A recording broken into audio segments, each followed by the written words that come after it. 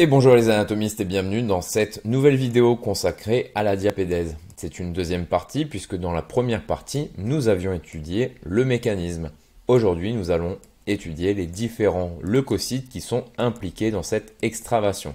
Alors l'extravasation des leucocytes est également connue sous le nom de cascade d'adhérence, leucocytaire, ou nous l'avons dit diapédèse, et le mouvement des leucocytes hors du système circulatoire et qui se dirige vers le site de lésion tissulaire ou d'infection. Alors ce processus fait partie de la réponse immunitaire innée, ça c'est important à comprendre, qui se différencie de la réponse adaptative et qui va impliquer le recrutement de leucocytes non spécifiques. Elle intéresse d'abord les polynucléaires pendant les 6 à 24 premières heures, puis un petit peu plus tard, entre 24 et 48 heures, les monocytes et les lymphocytes. Il s'agit, comme vous le voyez, d'une traversée active des parois vasculaires qui comporte plusieurs étapes. Alors je vous renvoie à la précédente vidéo. Donc la première phase, polynucléaire. Alors les polynucléaires, nous les appelons également les granulocytes. Alors le passage des polynucléaires dans le sang est rapide, bref, car ils jouent leur rôle essentiellement dans les tissus, où ils sont les principaux agents cellulaires antibactériens. Donc le terme polynucléaire se réfère souvent spécifiquement aux granulocytes neutrophiles, que vous voyez ici, le plus abondant des granulocytes.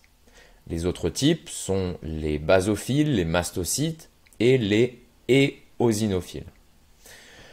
Le neutrophile représente 60 à 65% du total des globules blancs en circulation. Alors le neutrophile a une durée de vie qui est très courte car il est entièrement consommé par sa fonction, ce qui contribue à faire de lui une cellule anti-infectieuse absolument non spécifique. Il peut en effet combattre une très nombreuse variété de menaces différentes. Ici vous avez une image au microscope d'un neutrophile qui phagocyte un anthrax bacilli. Ici, vous avez le polynucléaire neutrophile et nous allons parler des autres maintenant. Ensuite, vous avez le basophile qui comporte des granulations qui contiennent des médiateurs chimiques de l'inflammation, en particulier l'histamine et l'héparine. Ensuite, vous avez le mastocyte. Alors, je n'ai pas de représentation ici, mais lui, il est activé en cas de parasite. Et par exemple, l'helminth, si je le prononce bien. Et il se caractérise par la présence dans son cytoplasme de très nombreuses granulations contenant des médiateurs chimiques comme la sérotonine, l'histamine, la tryptase ou l'héparine. Alors, les mastocytes sont un type de granulocytes qui sont présents dans le tissu. Pour donner des définitions, l'histamine et l'héparine servent à empêcher la coagulation dans les vaisseaux sanguins, mais aussi à augmenter la perméabilité des capillaires sanguins, ouvrant ainsi la voie à la diapédèse. L'histamine active la réaction inflammatoire et intervient également dans les réactions allergiques. Les mastocytes et les polynucléaires basophiles humains sont des éléments d'aspect morphologique relativement similaires, dérivant de la cellule souche hématopoïétique. Leur différenciation se fait sous l'influence de cytokines différentes. Alors on aura peut-être l'occasion d'en parler sur un cours de physiologie sur le système immunitaire ou le système sanguin. Ensuite, on a un stade tardif qui implique des mononucléaires. Donc vous avez les macrophages.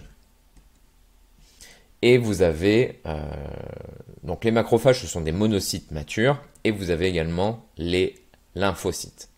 Alors les macrophages, qui sont des dérivés monocytaires, ils ont une demi-vie plus longue, voilà pourquoi on parle du stade tardif. Ils impliquent une division, voilà pourquoi on parle également du stade tardif, et ils vont phagocyter et avoir un rôle de coopération dans la réponse immunitaire. Donc, on l'a dit, leur rôle c'est de phagocyter les débris cellulaires et les agents pathogènes.